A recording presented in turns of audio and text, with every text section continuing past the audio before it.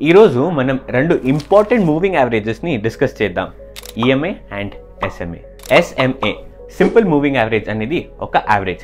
ఇక్కడ మనం కొన్ని రోజుల ప్రైస్ని తీసుకొని దాని యొక్క యావరేజ్ని క్యాల్కులేట్ చేద్దాం. ఫర్ ఎగ్జాంపుల్, మీరు 5 days simple moving average calculate చేయాలంటే ఆ 5 డేస్ యొక్క ప్రైస్ని తీసుకొని 5 నుండి డివైడ్ చేస్తారు. సింపుల్ కదా. కానీ ఈఎంఏ ఎక్స్పోనెన్షియల్ మూవింగ్ యావరేజ్ అనేది కొంచెం క్లెవర్.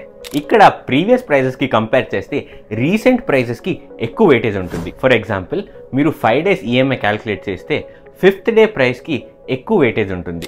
దీని యొక్క అడ్వాంటేజ్ ఏంటంటే మూవింగ్ యావరేజ్ అనేది ప్రైస్ మూమెంట్కి ఎక్కువ సెన్సిటివ్గా ఉంటుంది.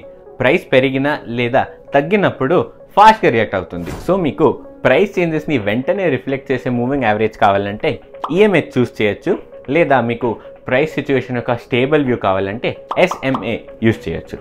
సో మరిన్ని ఇన్ఫర్మేటివ్ వీడియోస్ కోసం గ్రో తెలుగుని ఫాలో చేయండి.